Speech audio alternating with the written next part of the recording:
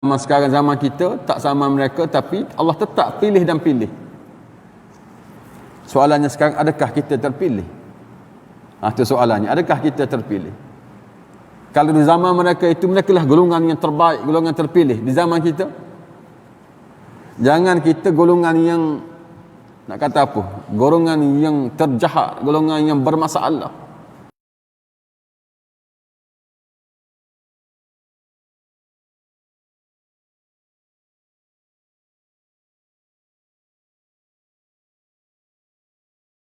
Zaman Islam jauh dipraktikkan. Zaman kita berat, lagi hancur.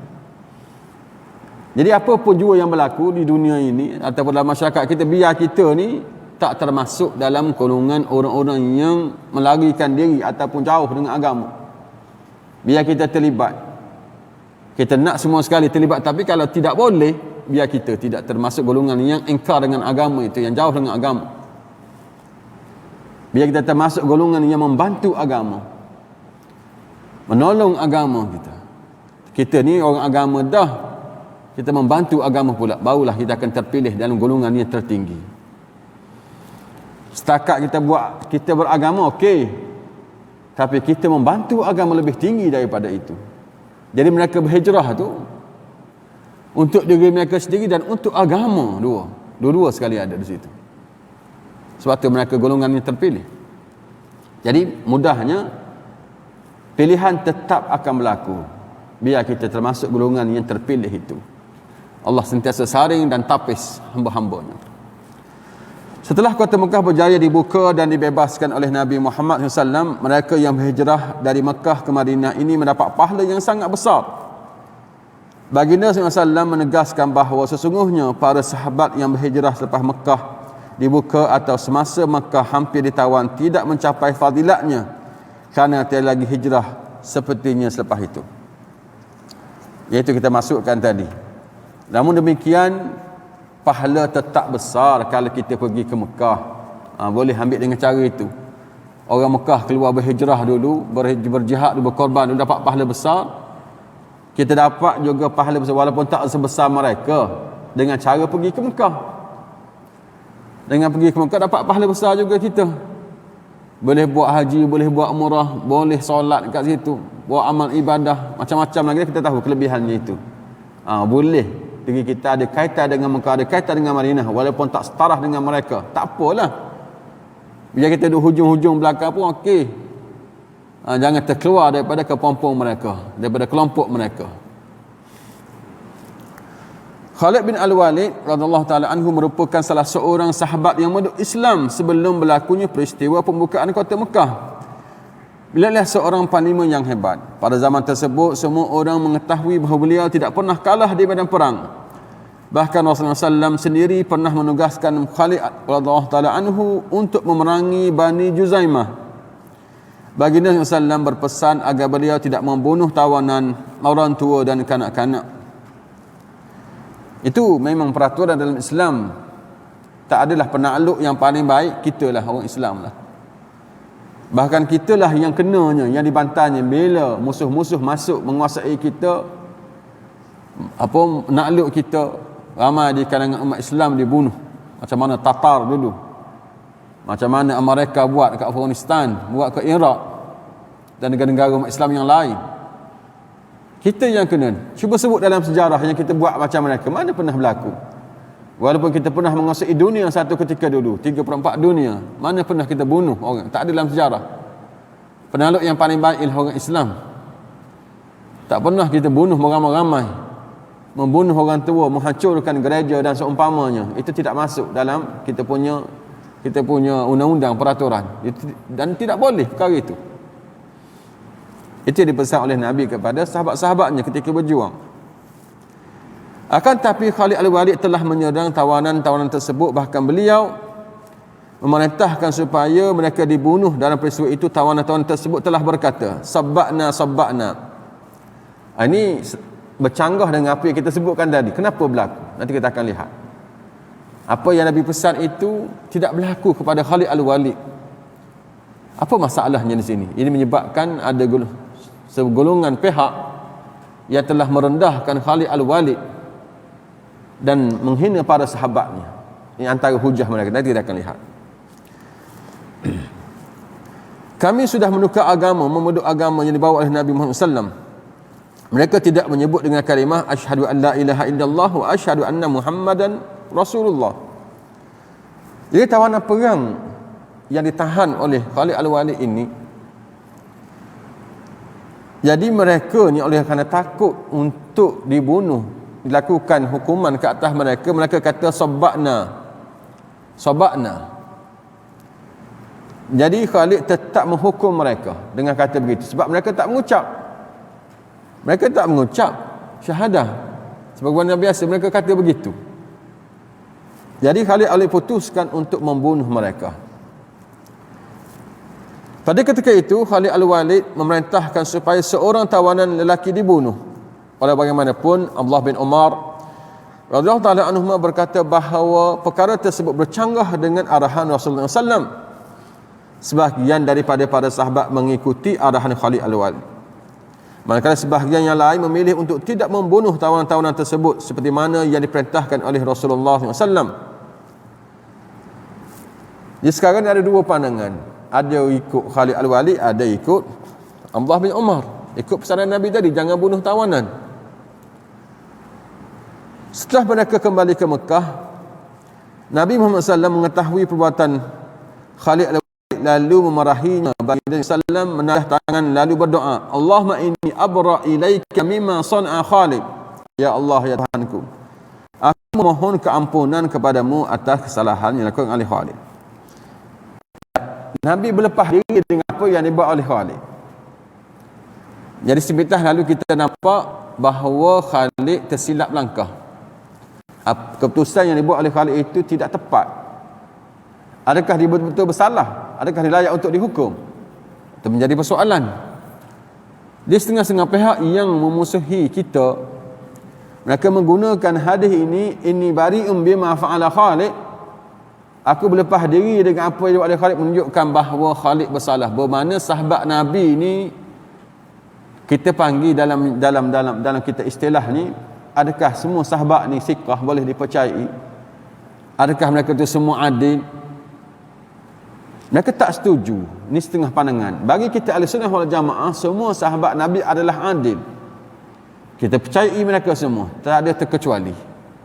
Sabit sahaja sahabat Nabi, akidah kita, mereka adalah adil. Bagi setengah mereka tidak. Yang adilnya hanya ahli keluarga Nabi je, orang tertentu sahaja, khususnya Syiah. Dasar antaranya dalil ni, hadis ni, kisah ni lah menjadi dalil pada mereka. Baik. Nabi Muhammad SAW beristighfar bagi pihak sahabat. Setelah itu baginda SAW meminta Sayyidina Ali karamallahu wajhah untuk membayar ganti rugi kepada keluarga tawanan-tawanan yang telah dibunuh. Harta mereka yang musnah telah dibayar ganti rugi sehingga diceritakan bahawa anjing yang mati serta bekasnya yang telah dirosakkan juga telah dibayar gantinya kepada Bani Juzaimah. Perkara ini jelas menunjukkan betapa adilnya hukum Islam. Hal ini sebagaimana yang dikisahkan seperti berikut. فخرج علي وقد أعطاه رسول الله صلى الله عليه وسلم مالا فودى لهم دماءهم وأموالهم حتى إنه لا يعطيهم ثمن ميلغات الكلب. Maka Ali karamallahu wajhah telah keluar dan Rasulullah SAW memberikan kepadanya berupa wang ganti rugi akibat kematian dan kehilangan harta turut dibayar, termasuklah harga bagi bekas minuman anjing. Jadi oleh kerana tersilap itu, maka ganti rugi pampasan mesti dijalankan. Begitulah. Jadi hukum bunuh orang kafir, dia tak sama hukum bila orang Islam bunuh orang Islam sama-sama Islam, dia tidak sama. Dalam undang-undang jenayah Islam, dalam bab qisas, untuk melayakkan seorang itu dikisahkan, dia ada syarat-syarat dia. Antara syarat dipenuhi adalah melibatkan pembunuh. Jadi pembunuh mesti sama taraf. Kalau tak sama taraf, tak boleh dilakukan hukuman bunuh. Pelaksanaan hukum tidak berlaku. Itu kelebihan orang Islam. Antara tarafnya ialah Kalau di atas bunuh orang bawah, contohnya ayah, contohnya datuk bunuh anak, bunuh cucu, walaupun itu satu kesalahan, maka kisah tak boleh laksanakan. Itu pelainan taraf dipanggil. Termasuk juga orang Islam bunuh orang kafir, salah, satu kesalahan, tapi kisah tidak boleh laksanakan.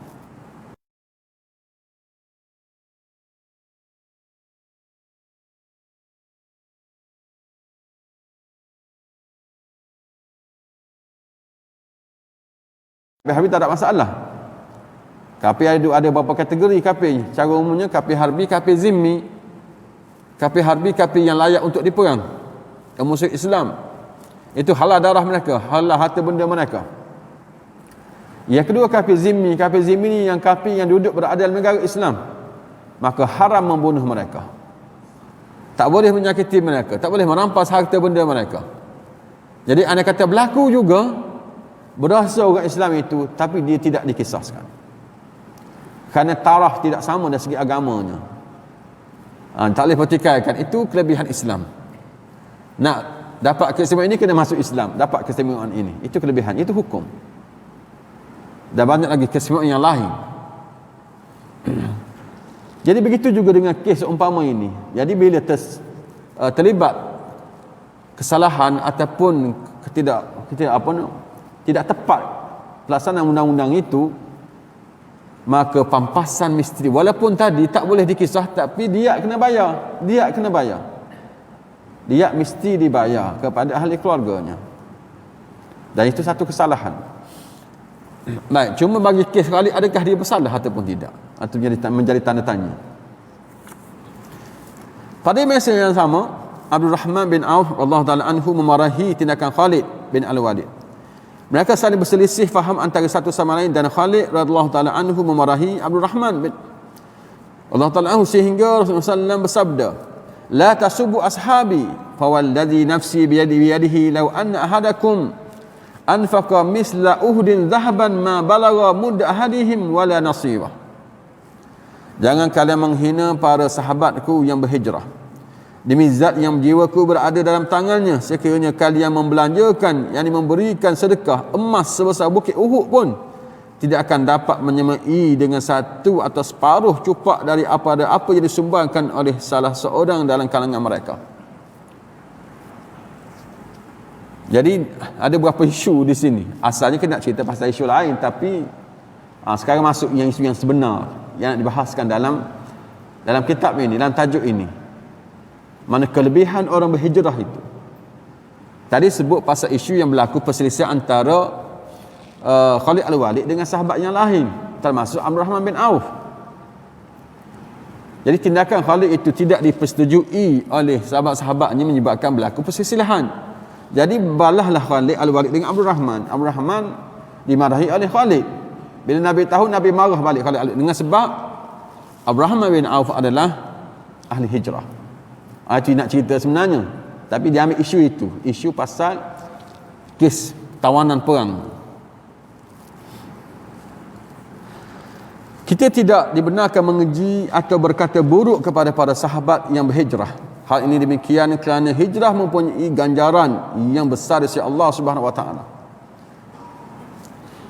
Penduduk Mekah tidak mengizinkan Nabi Muhammad SAW mendirikan kerajaan Islam, tetapi baginda meminta agar pemimpin Mekah pada waktu itu memeluk Islam supaya Islam dapat merintah Mekah. Namun begitu pemimpin mereka enggan membuat demikian kerana terlalu mengikut hawa nafsu, bahkan menentang baginda SAW habis-habisan. Setelah wafatan Sayyidatina Khadijah radhiyallahu taala anha dan Abu Talib, maka tiada lagi pengaruh yang dapat melindungi Nabi Muhammad SAW. Hal-hal yang demikian baginda SAW mencari tempat untuk berhijrah. Setelah itu Rasulullah SAW mendapat perintah daripada Allah supaya berhijrah ke Madinah Al-Munawwarah. Islam agamanya benar. Agama yang benar la yakumu binafsih, bal yahtaj ila maqamin yakumu fihi wa rijalin yakumuna bihi. kebenaran ini tak boleh berdiri sendiri, termasuk Islam. Jadi dia berhajat kepada tempat untuk berdiri dan berhajat kepada orang yang akan mendirikannya. Kena ada tempat, kena ada orang. Jadi bila Mekah lokasi itu tidak diterima oleh majoriti penduduk Mekah, walaupun segelintirnya terima, maka terpaksa berpindah. Islam perlu pada tempat lokasi untuk dibina dia. Walaupun dah ada orang ada, lokasi tidak ada. Maka sebab itulah berhijrahlah ke Madinah. Allah Allah Allah ya Allah Allah Allah Allah ya Allah Allah ya Allah Allah. Perjalanan untuk berhijrah ke Madinah bukanlah satu perjalanan yang mudah. Musuh-musuh sudah menanti sepanjang perjalanan dan sesiapa sahaja yang ditemui oleh mereka pasti akan dibunuh. Para sahabat digalakkan supaya berhijrah bersama-sama anak dan isteri. Akan tetapi sekiranya tidak mampu, mereka dinasihati supaya meninggalkan ahli keluarga terlebih dahulu. Rasulullah SAW menyuruh agar para sahabat bertawakal menyerahkan keselamatan mereka di bawah perlindungan Allah Subhanahu Wa Taala. Begitu juga dengan harta benda dan perniagaan mereka, hendaklah ditinggalkan terlebih dahulu. Ini nak ceritakan pengorbanan bagaimana mereka berada pada kedudukan yang tinggi. Mereka sanggup meninggalkan segala-galanya, tinggalkan kampung halaman, tinggalkan harta, tinggalkan keluarga. Apa yang pengorbanan mereka tidak buat? Sehingga apa yang tinggal? Hanya Allah dan Rasulnya yang tinggal. Walaupun harta banyak nak bawa macam mana dalam perjalanan yang dipenuhi dengan ranjau, dipenuhi dengan masalah, nak selamatkan dirinya. Jadi sini mengajar kepada kita untuk berada pada kedudukan yang tinggi, kena berhijrah. Berhijrah bukan hijrah itu, hijrah yang lain. Berhijrah daripada yang lemah dulu kepada yang kuat, yang malas kepada yang rajin. Hijrah dalam bentuk kita kena berkorban. Berada pada kedudukan yang tinggi, dia kena berkorban melalui pengorbanan. Dia tak boleh tiba-tiba begitu. Tak boleh untuk berada pada tempat yang tinggi tanpa usaha, tanpa pengorbanan, mesti berkorban. Dia orang layak berkorbanlah, orang telah berkorbanlah layak untuk buat kedudukan tinggi dan dia berehat selepas itu. Untuk melayakkan dia berehat dalam kubur, mereka telah berkorban. Jadi kita ni layak ke kita berehat dalam kubur? Dapat berehat nanti. Pengorbanan kita banyak mana? Sejauh mana kita berkorban untuk melayakkan kita berehat nanti? Mereka telah berehat sekarang di dalam kubur mereka. Kerana mereka lalui dulu pengorbanan yang terlalu tinggi, dirakam melalui sejarah. Jadi kita jadi tempat berehat ke tempat kena pukul dalam kubur nanti? Masing-masing jawab sendirilah. Sejauh mana kita telah berkorban? Berkorban untuk agama kita ada banyak mana? Berkorban untuk diri kita sendiri, untuk beramal ibadah, sejauh mana kita berkorban? Ada ke tidak? Tengok dua bentuk mereka tu, dua-dua sekali lengkap, kemas. Diri mereka dah hebat dah. Mereka berkorban pula untuk agama mereka dan untuk kita semua. Sampai agama kepada kita kerana mereka. Jadi kita untuk diri kita sendiri kita tak buat, untuk orang lain pun kita tak buat. Habis nak berehat apa kita?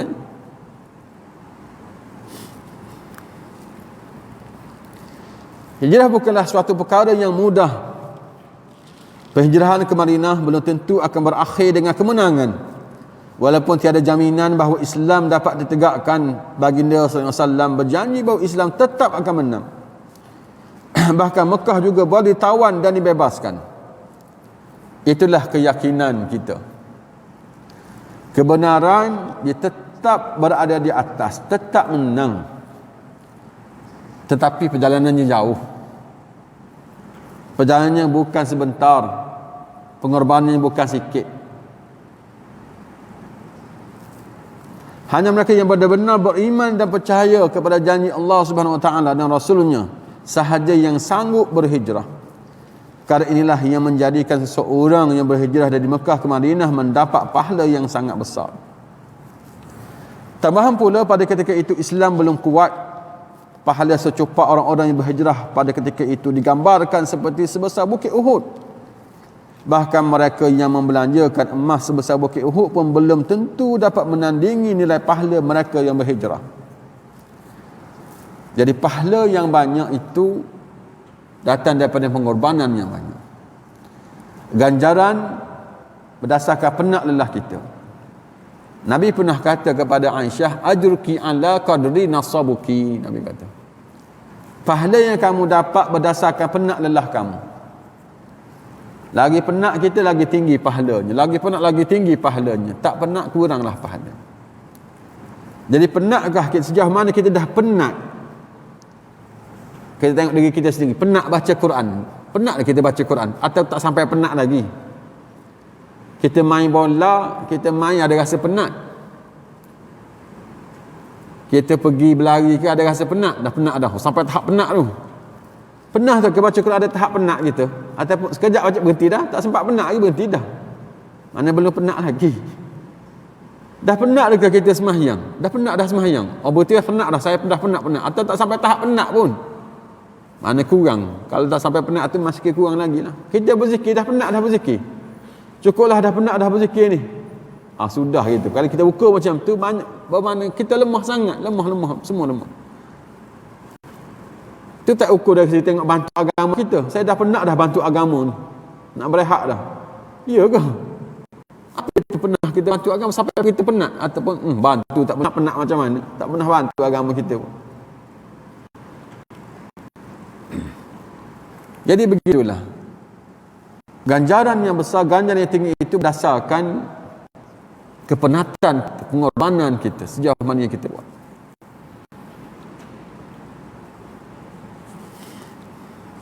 Di samping itu, pahala orang-orang yang berhijrah juga tidak sama nilainya dengan sahabat-sahabat yang membelanjakan secupak beras. Kerana ini menunjukkan bahawa besarnya kelebihan mereka yang berhijrah disebabkan cabaran mereka yang sangat besar. Oleh sebab itu, kita dilarang sama sekali menghina sahabat-sahabat baginda SAW yang berhijrah dengan mengatakan mereka ialah mazhab Syiah dan mazhab Khawarij. Kedua mazhab tersebut lahir daripada masyarakat Islam yang tidak berpuas hati dalam peperangan antara Sayyidina Ali karamallahu wajhah dengan Muawiyah wallahu taala anhu.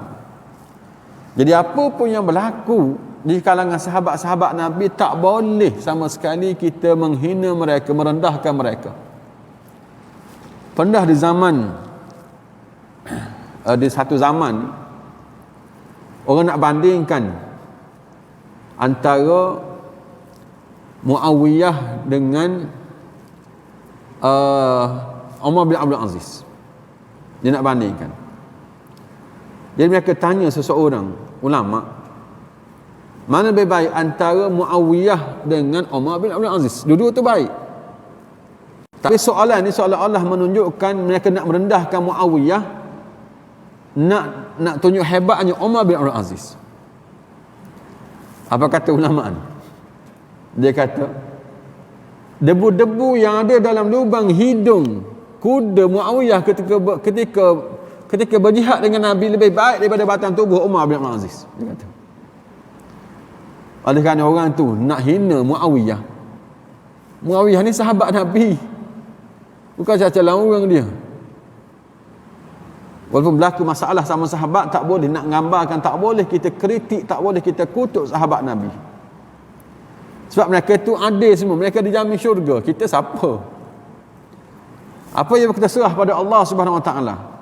Kita lihat apa yang berlaku, serah pada Allah. Mereka berijtihad. Mereka salah ijtihad pun dapat satu pahala. Betul dapat dua. Kita tak dapat apa-apa, dapat dosa dah pula kita ni. Menghina, mengutuk mereka. Tengok hebatnya jawapan itu. Dia kata debu-debu yang ada dalam lubang hidung kuda Muawiyah ketika berjihad dengan Nabi lebih baik daripada Umar bin Aziz. Bukan nak merendahkan Umar bin Aziz, cuma nak tinggikan kedudukan Muawiyah sebagai seorang sahabat, seorang ahli Mekah yang pergi berhijrah ke Madinah.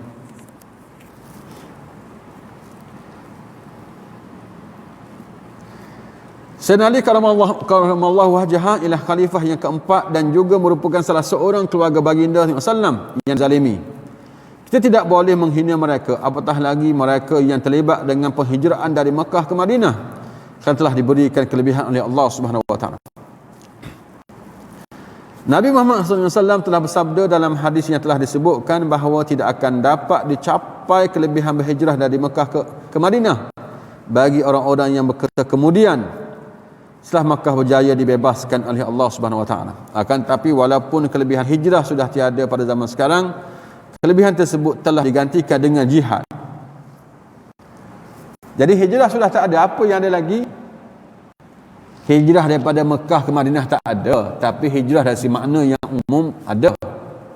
Dan satu lagi digantikan dengan jihad. Jihad ada. Jihad masih ada. Adapun kelebihan berjihad untuk menegakkan Islam akan berkekalan hingga hari kiamat.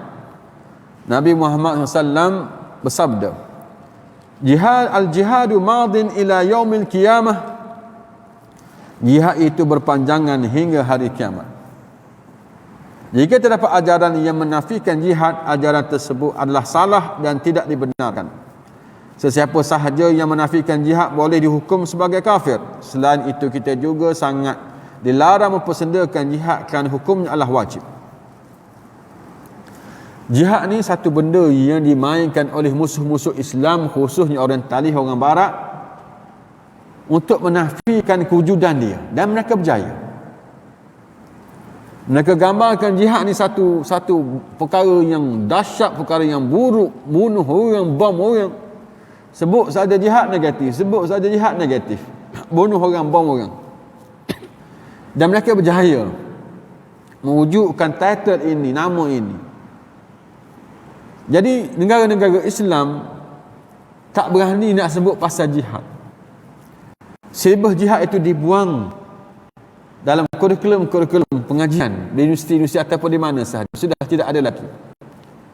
Kalau ada pun hanya bincang pasal jihad ekonomi, jihad hawa nafsu. Bukan bincang pasal jihad ketenteraan. Dan mereka berjaya buat begitu. Sedangkan jihad satu perkara yang kudus, perkara yang suci dalam Islam, perkara yang tinggi, dan dia adalah ketenteraan saja. Setiap negara tu kan ada tentera. Itulah cuma nama kita jihad, nama kita mempertahankan negara, mempertahankan agama, mempertahankan tanah air.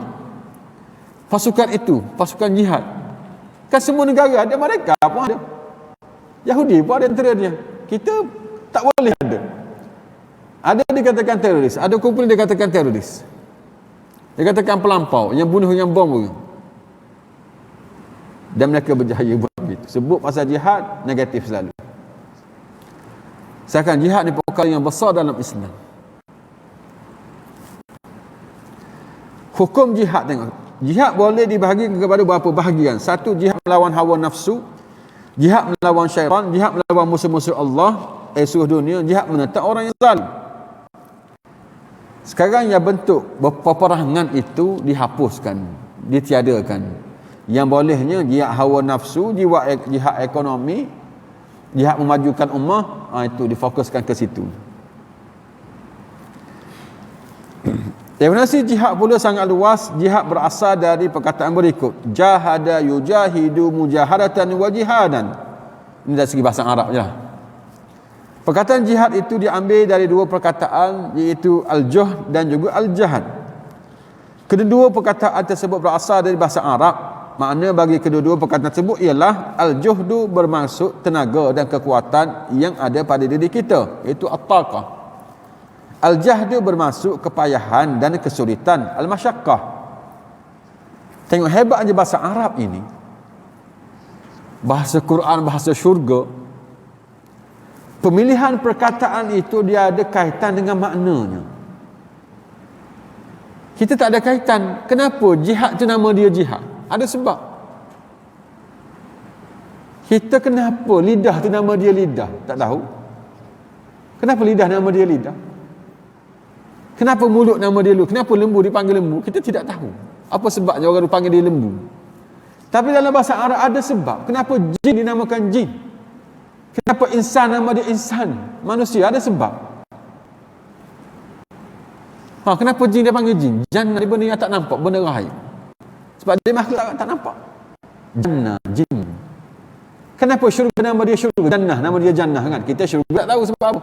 Tapi jannah nama dia jannah sebab dia taman tak nampak. Kan daripada jin juga. Jin makhluk tak nampak, jannah taman tak nampak, syurga. Tengok ada sebab. Kenapa kita manusia dipanggil insan? Kita manusia kenapa dipanggil manusia tak tahu. Tapi kenapa insan nama dia insan? Antaranya lupa, kita ni nasihat tu pun lupa. Ada kata insan ni yang tak ada bulu. Kan kita manusia tak ada bulu, kalau binatang dia berbulu. Tengok daripada insan itu. Semua ada sebab. Jadi kita pergi pada jihad. Kenapa jihad nama dia jihad? Sebab tadi dia adalah kekuatan, dia adalah tenaga. Lepas tu dia ada payah, susah. Sebab dia panggil jihad. Lepas tu kita panggil mujahadah. Tengok, kita mujahadah. Kita berjahadah bersungguh-sungguh. Kena mujahadah. Jihad. Maka berkata jihad daripada istilah al-juhdu bermaksud kesanggupan seorang untuk menyumbangkan segala nikmat yang diberikan oleh Allah kepadanya seperti harta, tubuh badan, keluarga, anak-anak dan sebagainya untuk meninggikan agama Allah Subhanahu Wa Taala. Apa yang Allah beri kepada kita kena sumbangkan untuk kita sebenarnya, untuk kita juga, untuk kita di dunia dan di akhirat. Tapi kerana Allah beri kepada kita apa? Macam-macam Allah beri. Allah beri tenaga, Allah beri harta, Allah beri masa kepada kita. Kita kena berjihad, kena korbankan. Tapi untuk kita, apa maksud untuk kita? Kenapa jihad tu untuk kita sebenarnya? Tengok, tanpa jihad, antara disyariatkan jihad untuk menjaga nyawa. Untuk menjaga nyawa kita. Tanpa jihad, nyawa ni tak terjaga, tidak terkawal. Kita dah katakan tadi, antara jihad itu ketenteraan. Pasukan keselamatan yang ada, itu jihad. Jadi anda kata pasukan keselamatan tidak ada, maka mana dengan nyawa-nyawa kita, umat Islam ataupun penduduk di Malaysia ini? Akan terancamlah. Musuh mari daripada dalam, daripada luar, mudah nak bunuh. Tak. Pengawal tidak ada. Tengok macam mana disyariatkan untuk menjaga, untuk kita. Untuk dunia boleh, untuk akhirat pun boleh. Itu jihad. Ini sebab tu kita diminta untuk berkorban dengan apa yang Allah berikan itu untuk kita di sini dan di sana. Sama jihad atas nama yang sebenarnya ataupun jihad-jihad yang lain, jihad harta, jihad ekonomi, jihad masa, jihad ilmu. Semua kita kena korbankan untuk kita, untuk masa akan datang. Al-jahdu pula bermaksud kesanggupan seseorang untuk menghadapi kepayahan seperti kepayahan apabila perniagaan disekat, kehidupan diganggu, ditangkap dan dipenjarakan, atau dibunuh kerana ingin menegakkan Islam. Perkara sedemikian dinamakan jihad kerana kesanggupannya mengorbankan harta, diri dan nyawa serta sanggup menghadapi kepayahan sehingga mati demi menangkan Islam. Bila sebut pasal jihad, bukan kesungguhan, bukan kekuatan, tetapi masalah selepas itu. Dia akan ada dua-dua sekali. Dia ada kepayahannya, dia ada masalahnya, dan sebab itulah pahalanya tinggi, nilainya besar. Mati dia mati syahid sebab payah. Benda yang senang-senang ni tak tinggi mana, sebab senang. Sesungguhnya Islam ialah agama yang tinggi, berkuasa dan selayaknya memerintah. Sesungguhnya jihad bagi menegakkannya akan berkekalan hingga hari kiamat. Perjuangan jihad tidak akan mati walaupun terdapat golongan yang menafikan jihad seperti puak Qadiani. Adapun ajaran Qadiani ialah ajaran kafir yang turut dikenali sebagai ajaran Ahmadiyah. Pengasas kepada ajaran ini ialah Mirza Ghulam Ahmad Al-Qadiani yang telah dilahirkan di India. Jajah Barat yang telah menjajah India pada ketika itu telah memanfaatkan pengasas ajaran ini dengan memberikan kepadanya wang. Tujuannya supaya dia mencipta satu ajaran bagi melalaikan umat Islam daripada berjihad menentang British. Jadi musuh Islam nak berdepan dengan Islam sudah sekian lama mereka tahu. Bila lawan Islam mereka kalah, bila lawan Islam mereka kalah. Sebab orang Islam dia berjihad, bila berjihad mereka nak mati. Musuh-musuh Islam berjuang kerana nak hidup. Orang Islam tahu berjihad ni mati-mati syahid, sebab tu mereka nak mati. Mereka pergi berjihad kerana nak mati. Jadi mereka kata macam mana kita nak lawan orang nak mati? Tak boleh lawan kita, orang Islam nak mati. Sebab tu kita kalah. Jadi mereka merancang memikirkan bagaimana cara untuk mengubah minda kita ni supaya tidak berjihad lagi. Macam-macam cara lah. Ini antaranya. Antaranya mereka bersama dengan musuh-musuh Islam yang lain ataupun ajaran sesat dalam Islam ini, berpakat dengan mereka dan membuat satu ajaran baru. Adanya bercanggah dengan Islam. Antaranya ialah jihad tidak ada. Menafikan hukum jihad. Jihad tidak ada sebenarnya. Ini salah satu kita sebut tadi, yang antara yang lain, jihad tu teroris, jihad tu pelampau, mereka berjaya juga. Ini mereka gunakan ajaran yang sesat. Dipanggil ajaran Ahmadiyah ataupun Qadiani. Maka bertitik tolak daripada itu, lahirlah ajaran Qadiani. Ajaran tersebut juga telah membina ayat-ayat suci Al-Quran. Sebagai contoh firman Allah Subhanahu wa taala, ya ayyuhalladzina amanu atiullaha wa atiur rasul wa ulil amri minkum.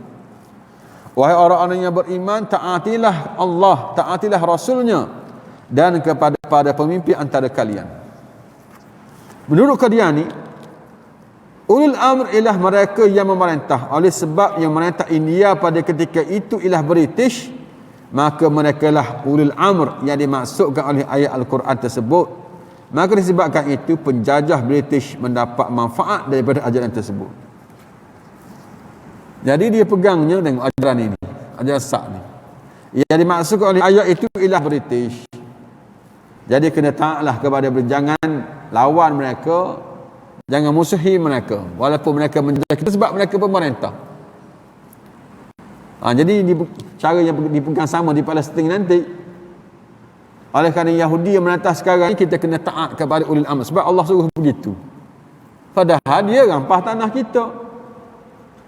Mari perompak rampah rumah kita, kuasai rumah kita, kita taat pada dia sebab dia serah memerintah rumah kita sekarang. Adakah masuk akal begitu?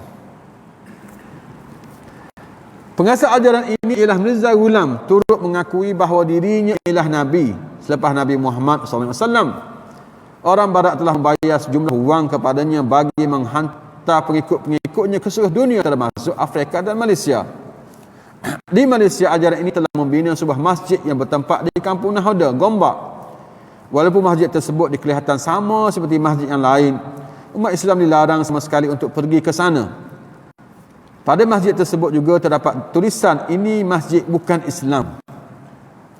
Dalam hal ini, pihak berkuasa agama tidak mempunyai kuasa untuk mengambil tindakan kerana menurut undang-undang, orang Islam sahaja yang boleh diambil tindakan. Perkara tersebut menyebabkan pihak berkuasa agama negeri Selangor tidak boleh bertindak ke atas Qadiani kerana telah dilindungi oleh perlembagaan. Itu rancangan mereka. Teknik undang-undang itu menjerat kita. Pihak berkuasa agama hanya boleh ambil tindakan kepada orang Islam. Bila mereka mengaku bukan Islam, maka pihak berkuasa agama tak boleh buat apa-apa. Itu bukan bidang kuasa kita. Hanya orang Islam sahaja, jabat agama atau pihak berkuasa agama boleh masuk campur. Ini teknik dari undang-undang itu kita kalah. Kita tahun 70-an, pihak berkuasa agama telah menangkap seorang guru beragama Qadiani yang telah menyebarkan ajaran tersebut di Kedah. Guru tersebut membawa pihak berkuasa agama Kedah untuk dibicarakan di mahkamah syariah. Akan tetapi dia dibawa ke mahkamah magistrate untuk melihat perlembagaan dan undang-undang. Dalam perlembagaan Islam tidak punya kuasa untuk menentukan kedaulatan. Apabila berlakunya keadaan seperti ini, ia menuntut umat Islam supaya berjihad bagi menentang golongan sedemikian. Nabi Muhammad SAW juga menyuruh agar golongan kafir atau orang Islam yang zalim dilawan. Baginda SAW bersabda, afdalul jihad kalimatu adlin inda sultanin jahir. Jihad yang paling utama ialah menyatakan keadilan, yang berkata yang baik dan benar di hadapan penguasa yang zalim. Ini kategori jihad yang seterusnya. Kan melawan musuh dan juga berkata benar walaupun dia pahit bersama dengan pemimpin yang zalim. Berdasarkan jihad di atas, jihad yang paling afdal ialah jihad menentang kezaliman. Walau bagaimanapun caranya, perlulah mengikuti sunnah Rasulullah SAW dengan memujuk terlebih dahulu. Pujukan tersebut perlu diteruskan sehingga mereka mengangkat senjata. Pada ketika itu kita juga perlu mengangkat senjata. Akan tetapi sekiranya masih terdapat ruang untuk berunding, kita hendaklah mengadakan rundingan. Jika mengangkat senjata akan menyebabkan fitnah yang lebih besar seperti berlakunya campur tangan asing maka tidak akan tersebut wajib ditinggalkan kerana mudaratnya lebih besar dan parah, khususnya pada zaman jahilnya masyarakat berkenaan hukum jihad yang sebenar. Itu sebenarnya rankingnya. Islam mesti ditegakkan, tetapi untuk menegakkan Islam itu dia ada cara-caranya. Tengok suasananya. Islam sepatutnya memerintah, lepas tu disyariatkan jihad. Sekiranya nanti Islam disekat, dia terhalang dia untuk merintah, maka baru diisytiharkan jihad ketika itu.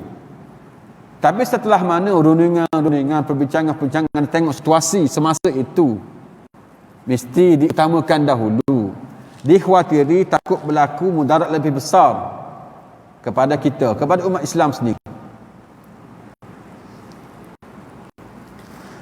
Saya tu umat Islam perlu memasang niat untuk jihad kerana niat menjadi suatu kewajipan. Walaupun seorang itu punya keuzuran untuk berjihad, niat tetap perlu dipasak dalam hatinya. Sabda Rasulullah SAW, "Man mata walam yaghzu walam yuhadis nafsahu bil ghazwi, mata ala syu'batin minan nifaq." Sesiapa yang mati dan dia tidak pernah berjuang, yakni untuk menegakkan Islam, serta tiada berniat dalam diri hatinya untuk menegakkan Islam, maka matilah dia dalam satu cabang daripada kemunafikan. Baik, ini pasal niat yang kita bincang pasal niat ni. Jadi hukum jihad dia tetap wujud, wajib. Nanti kita akan sebutkan hukum secara detail sampai kiamat. Jadi dalam situasi kita yang tak ada jihad yang kita bincangkan ini, memang situasi kita tak perlu jihad sekarang ini. Di tempat kita tak ada. Satu hari nanti kita tidak tahu bila kita diserang oleh musuh.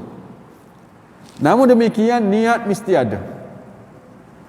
Maksudnya, andai kata negara kita mengisytiharkan jihad nanti untuk melawan musuh-musuh yang menawan kita akan terlibat. Aku tak akan lari. Kena ada niat begitu. Aku akan bersama-sama dengan pasukan ketenteraan, pihak berkuasa, melawan musuh-musuh yang nak menentang kita. Aku akan termasuk. Aku bukan lari. Kena ada niat begitu. Kerana siapa yang tak ada niat begitu, dia mati di atas satu cabang nifaq. Nabi kata, "Waman mata walam yaghzu." Siapa yang mati dan tidak pernah berjuang dan tak pernah terlintas dalam hatinya untuk berjuang, dia mati di atas satu cabang nifaq. Niat kena ada. Aku tak akan lari. Andai kata berlaku apa-apa, aku akan terlibat membantu umat Islam atau negara ini. Sanggup kita pertahankan. Walaupun kita bukan tentera, kita bukan polis, tapi atas dasar hadis ini kita sanggup membantu pihak berkuasa untuk melawan musuh-musuh yang nak melawan kita. Oleh hal yang demikian, sekiranya seseorang itu tidak mampu untuk berjihad, maka hendaklah ia tetap memasang niat untuk berjihad. Selain itu, apabila dikerah pula, maka hendaklah dia keluar untuk berjihad. Bahkan ada disebutkan dalam kitab fiqh bahawa jihad terbahagi kepada dua hukum mengikut keadaan. Yang pertama fardu kifayah, yang kedua fardu ain. Dalam kefahaman sebahagian masyarakat Melayu, fardu kifayah hanyalah dikhususkan kepada solat jenazah. Hakikatnya fardu kifayah merangkumi semua keperluan umat Islam. Sebagai contoh, keperluan untuk turun ke laut mendapatkan hasil, bercocok tanam, mengetahui ilmu perubatan dan ilmu untuk melihat anak bulan dan sebagainya. Termasuk jugalah mempunyai kilang kain, kilang ikan, kilang getah dan lain-lain juga adalah sebahagian daripada tuntutan fardu kifayah. Seharusnya umat Islam perlu menguasai semua bidang tersebut. Jadi nak cerita kepada kita, fardu kifayah ni bukan urusan jenazah sahaja. Apa yang kita buat hari ni, ada yang jadi doktor, ada yang jadi engineer, ada yang jadi penjual kain, ada yang buka kilang tu, semua itu fardu kifayah. Mana andai kata tidak wujud orang yang pakar dalam bidang tertentu dalam masyarakat kita semua berdosa. Jadi masing-masing itu ada bidang kepakaran dia. Itu betul itu. Itu fardu kifayah. Namun begitu fardu kifayah yang paling besar ialah jihad. Jihad menjadi fardu kifayah apabila sudah terdapat negara Islam yang melaksanakan syariat dan hukum hakam Islam. Walau bagaimanapun, jika tidak boleh hanya tinggal berdiam diri di negeri kita hendaklah membawa Islam keluar dan berdakwah bagi mengajak manusia kepada Islam. Jadi hukum jihad fardu kifayah sekarang ini, andai kata tidak ada seluruh dunia orang berjihad maka semuanya berdosa. Sebab itu kita berterima kasih kepada rakan-rakan kita di Palestin, rakan-rakan kita di tempat-tempat lain, di Chechnya, ataupun di Afghanistan, ataupun di mana yang melawan musuh-musuh mereka, jadi selamat kita semua. Itu hukum fardu kifayah. Mana kita suruh dunia selamatlah, umat Islam. Kalau tidak kerana mereka, kita ni berdosa. Akan tapi sekiranya negara Islam diserang, kita hendaklah menghantar pasukan tentera bagi menentang mereka yang menyerang orang yang berjihad itu. Sayangnya Amerika, British dan Perancis yang terlebih dahulu menghantar tentera mereka, itu Yahudi di Bahrain, Qatar dan Oman. Jadi andai kata sepatutnya bila umat Islam ni bersatu, berlaku apa-apa masalah seperti di Palestin, atau berlaku di Iraq dulu, berlaku di Afghanistan, berlaku di Libya, di mana saja, ataupun di Myanmar, pasukan jihad atau pasukan tentera kena hantar. Sepatutnya begitu. Itulah kewajipan kita umat Islam. Tapi oleh kerana kelemahan kita semua, kita ni lemah.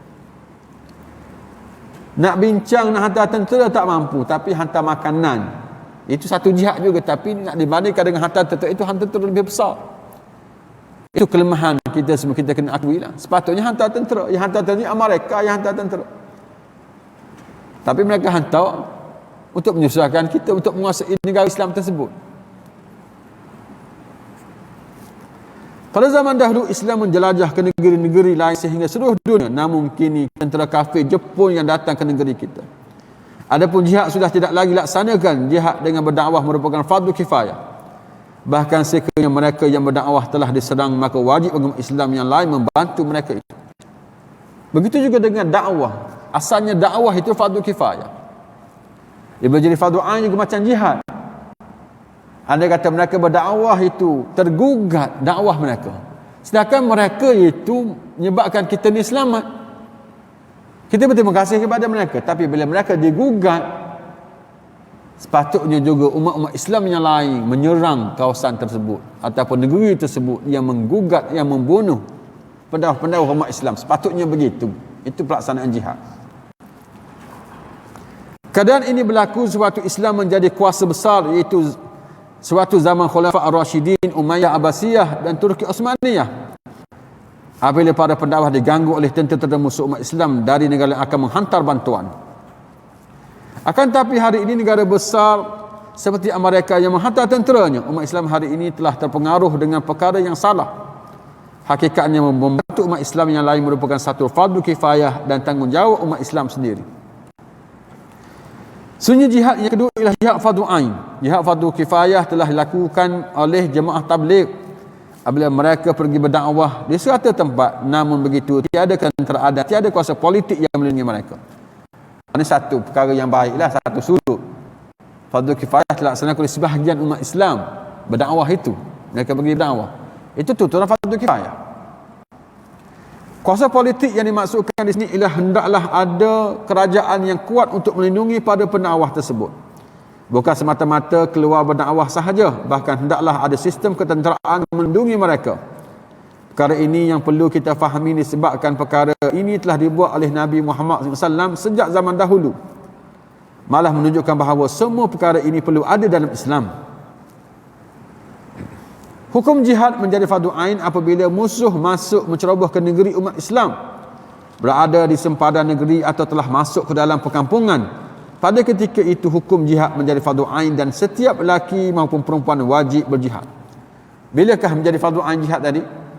Bila negara kita diserang, na'udzubillah, kita minta jauh. Masa tak diserang, fardu kifayah. Bila negara kita diserang, maka setiap orang Islam yang berada dalam negara ini mesti berjihad, tak boleh lari. Menjadi fardu ain kepada kita, sama-sama mempertahankan negara, menjaga agama kita. Bahkan pada waktu itu anak-anak tidak perlu lagi minta izin ayah dan isteri, tidak perlu minta izin suami untuk berjihad. Namun pada masa yang sama urusan rumah tangga tidak boleh ditinggalkan. Saya terdapat mereka yang mengatakan bahawa mereka tidak mampu berjihad, malah hanya membuang masa.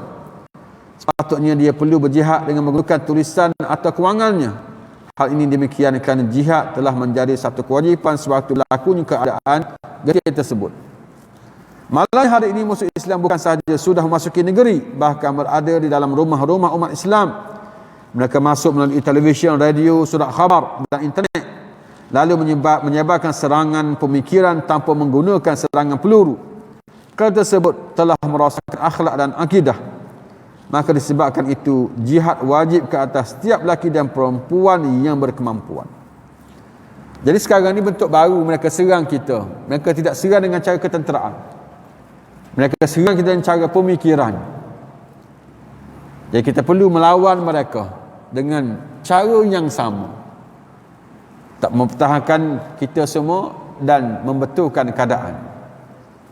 Demikianlah hadis di atas yang memberikan penerangan berkenaan dengan hijrah yang sebenar. Itu hanya hijrah dari Mekah ke Madinah. Adapun hijrah dari negeri yang dijajah oleh musuh Islam seperti Palestin yang dijajah oleh Yahudi dan Afghanistan yang dijajah oleh Amerika adalah berbeza. Apabila sesebuah negeri umat Islam itu dijajah, maka penduduk negeri tersebut mestilah melawan penjajah jika berkemampuan. Jika tidak berkemampuan untuk melawan, para penduduk negeri tersebut dibolehkan berhijrah. Jadi Mekah tak berlaku sebab mereka kekal sebagai sebuah negara Islam, negeri Islam.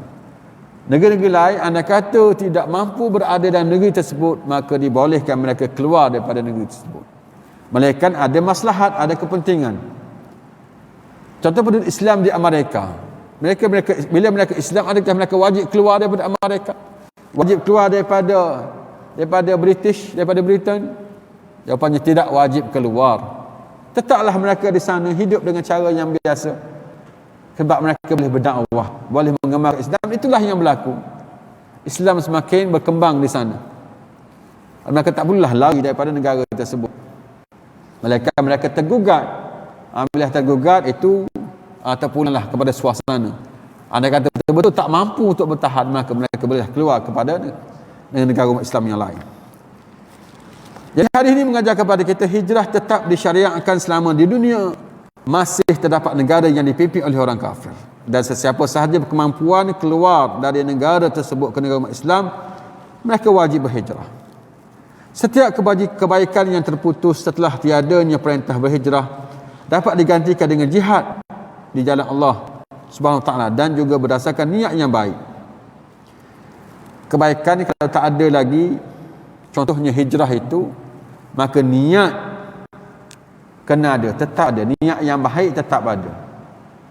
Mana kita gantikan dengan sesuatu yang boleh menggantikannya. Kalau hijrah tidak ada, hijrah dalam bentuk lain ada. Jihad pun masih ada lagi. Walaupun ajaran ataupun amalan tertentu yang sudah tidak ada lagi, tak berlaku lagi. Tapi gantinya ada. Jangan kita nak fokus pada benda yang sudah tidak ada. Banyak lagi benda-benda yang masih ada, masih berjalan sampai ke hari kiamat. Setiap perbuatan itu akan dinilai melalui niatnya, sehingga niat yang baik itu dapat menggantikan gajah mereka yang berhijrah. Tengok pahalanya. Walaupun tak boleh menandingi mereka, tapi besar juga pahala kita. Niat berhijrah Mekah, Madinah sudah tak ada lagi, tapi yang adanya niat yang baik. Jihad bukan calang-calang amalan itu, kita boleh berjihad. Jadi itulah yang dapat kita kongsi bersama pada kali ini berkenaan dengan hijrah. Kita akan sambung pada kuliah-kuliah akan datang. Itu ganjaran pahala jihad untuk mereka yang uzur. Tengok apakah maksudnya ganjaran pahala jihad untuk mereka yang uzur. Adakah dapat pahala ataupun tidak? Jadi sekadar ini dulu yang dapat kita sentuh pada pagi ini. Mudah-mudahan sebanyak memberi kefahaman kepada kita berhubung dengan niat untuk berjihad, niat untuk buat perubahan, bermula dengan diri kita dulu, kemudian kita mengubahlah sekitaran kita. Wassallallahu ala sayyidina Muhammad wa ala alihi wasallam. Assalamualaikum warahmatullahi wabarakatuh.